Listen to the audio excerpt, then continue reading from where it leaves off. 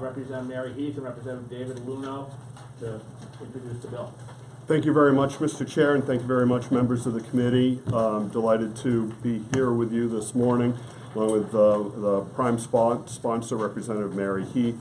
I actually prepared to introduce the bill, as Representative Heath was likely to be indisposed in House Finance, but we're happy that she's able to join us here this morning. I realize that this is a bill in its second committee, and I think everybody should have a copy of this very brief packet that will take us through the history of this bill and why it's before you this morning. So for the record, my name's Dave Luneau. I live in Hopkinton, represent the people of Hopkinton and in the western part of Concord, and I also am vice chairman of the House Education Committee. This bill, House Bill 564, was introduced and heard by House Education on February 13th, 2019. The hearings were long. The hearing was long. It lasted about 4 hours. And the topic was two bills that were related to firearms in schools. The first bill was House Bill 101, which has ultimately been voted ITL by House Education and on the floor of the House. It would have provided local school boards with the authority to regulate the possession of firearms in safe school zones. And as the committee report, as the majority report for that bill went on, concerns existed about how it would create a patchwork of policy across the Granite State. This bill, House Bill 564, is completely different from that. Would not create a patchwork of public policy. However, during the public hearing for this, there were concerns expressed specific to the language of the bill as it relates to the drop-off and pickup of students.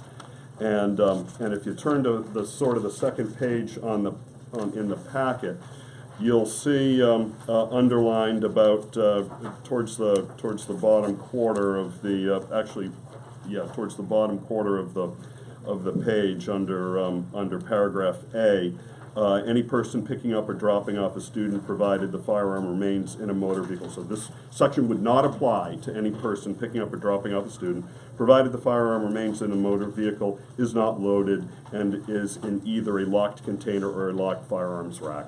There was concern about the loading and unloading of firearms proximate to a safe school zone, and the transfer of said firearm to such container.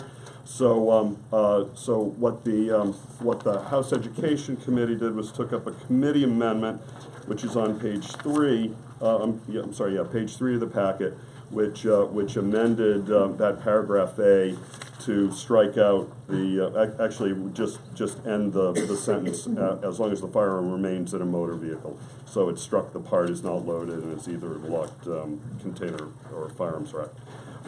That amendment was adopted by the committee. It was subsequently adopted in a vote to pass as amended on the House floor on February 22nd. However, on the floor of the House also were expressed concerns relative to the definition of a safe school zone per RSA 193D.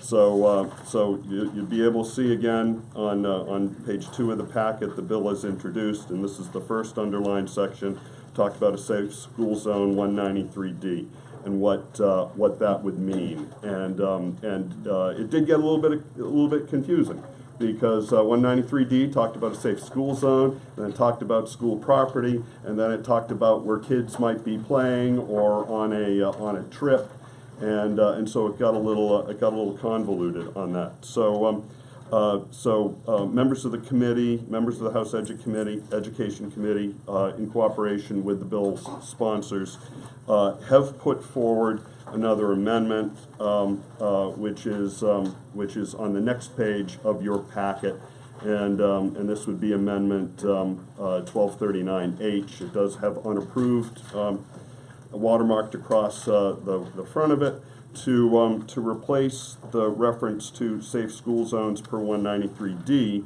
with the phrase "on public school property," including buildings, grounds, school buses, and vans. And so we feel that that is more limiting and certainly less ambiguous than the original language as presented. Makes it much more straightforward. That amendment also changes the title of the bill relative to possession of firearms on school property, not in safe school zones. And every other place in the bill, I think there were two more locations where safe school zones were referenced. That's been changed to on school property to make it more limiting and certainly not ambiguous as to what that means. Let's see. I feel it's a better bill. House Education, we feel it's a better bill. All of us who've worked on this matter with a clear definition.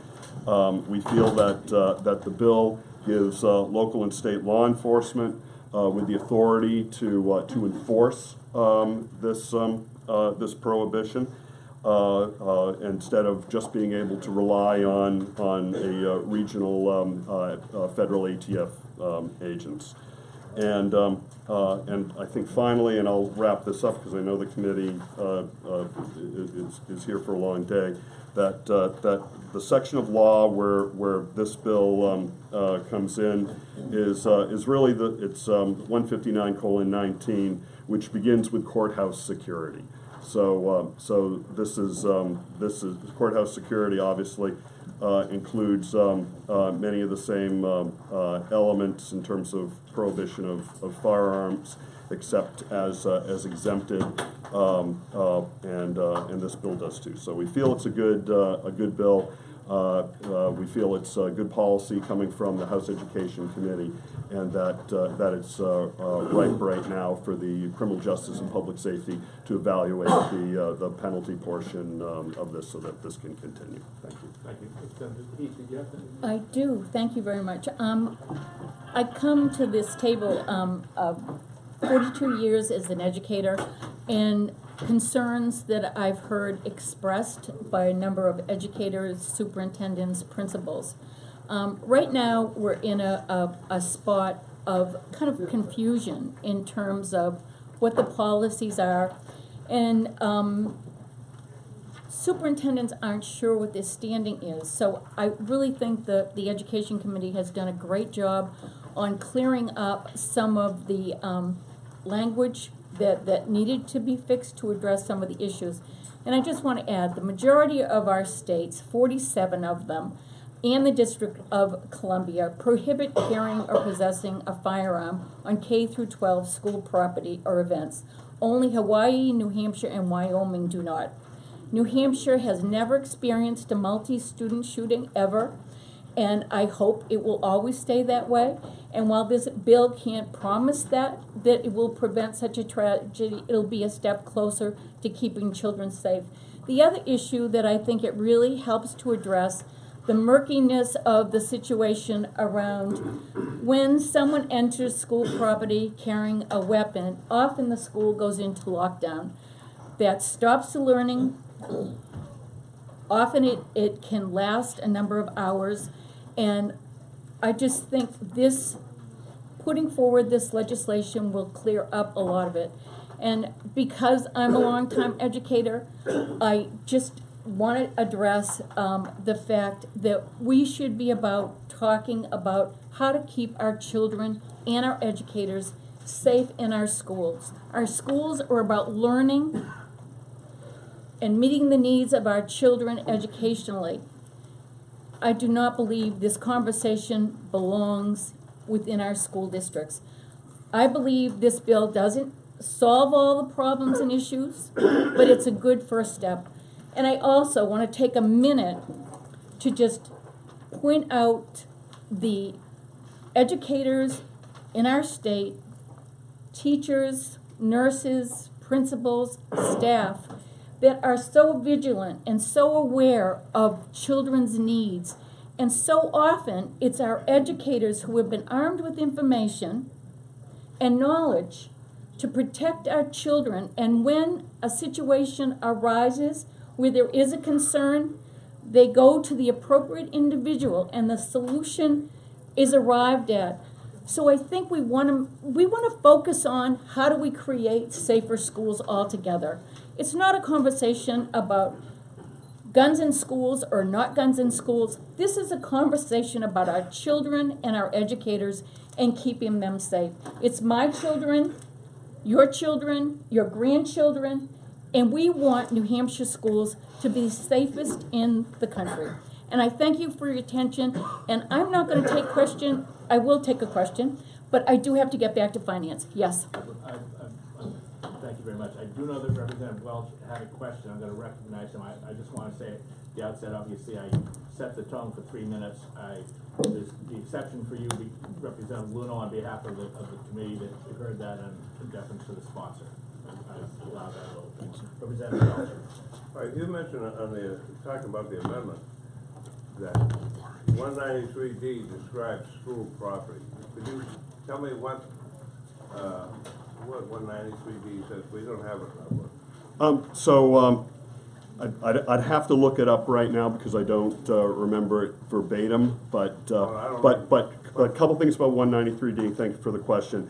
It is no longer referenced at all in this bill, so it's now irrelevant as far as in the amendment. Yeah. But 193D provided a definition for safe school zones, and it defined safe school zone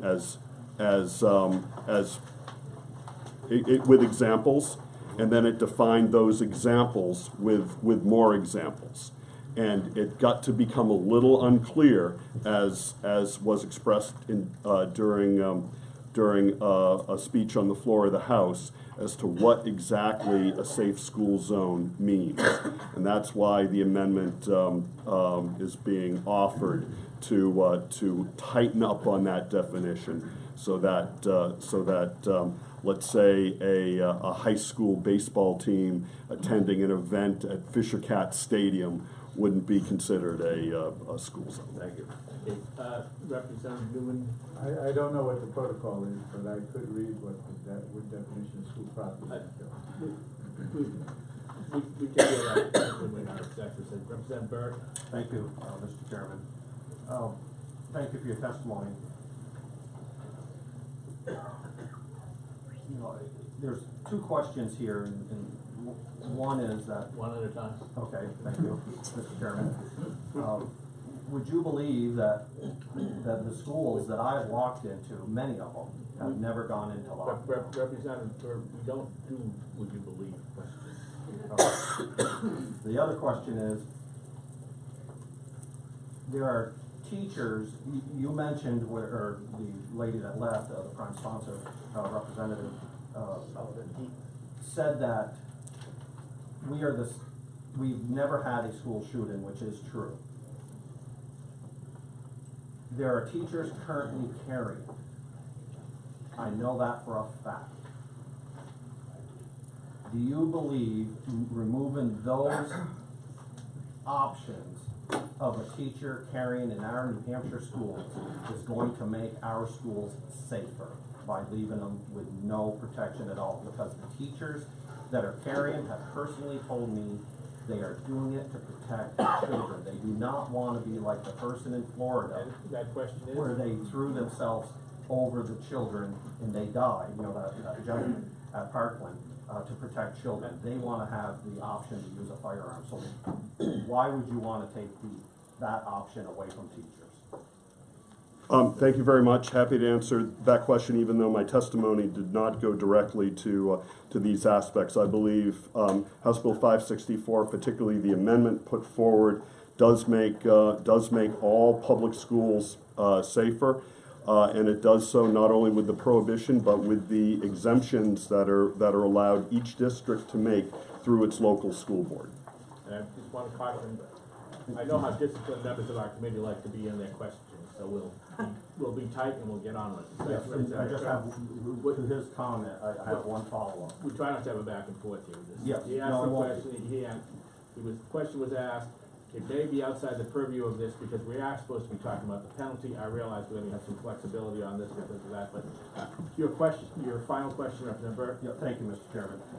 In the proposed amendment, line 16, it says any person authorized in writing by the school board or duly authorized designee may possess a firearm. That is correct. But why would you want the public, because it's in writing, and I'm assuming it's gonna be public, why would you want the public to know that teacher in classroom 101 or 107 is carrying a firearm and the others aren't? Thank you very much for the question. It does not say that, by the school board or the duly authorized designee, which would likely be the superintendent of schools, and certainly, most information is, can be requested under 91A. So I would say that would likely be information that people could find out about. Representative McNally, and then Representative Adams. Representative Adams? Thank you, Mr. Chairman, and thank you for your testimony today. Just for clarification purposes, would HB564 also apply to school bus stops? Would it prohibit a firearm, possession of a firearm at a school bus stop? Is my question. Thank you very much for the question. My understanding is it would not prohibit possession of a firearm at a school bus stop by, let's say, a parent or somebody waiting at the school bus stop, provided the school bus stop was not on school property. And I guess to the extent that parent, let's say, doesn't go on to the school bus to ride the bus to the school or something like that. Representative Bourdonnais? Representative Bourdonnais? Yes, thank you, Mr. Chairman. Thank you, Representative, the companies testifying for us. I'm sure you're aware that federal law already bans firearms on school property with some exceptions, like people that have permit to concealed carry and law enforcement. So why is this necessary? So thank you very much for the question, Representative Bourdonnais. So that's known as the Safe School Zones, Federal Safe School Zone Act. The reason this bill is necessary is because all school districts and local law enforcement have received an advisory opinion from the State Attorney General's office stating that they cannot enforce such federal law. Thank you. Chair, no one in the public has the ability to view this bill. Excuse me. It's online. No, This it's is a not. excuse me, this is a public hearing, you don't interrupt the public hearing. The members of the committee, the people that ask the questions, the people testifying will respond to the questions, provide information. Please wait your turn. Thank you. Further questions? Thank you very much for your Thank you time. very much. Thank you very much. All right, we have 3 minutes.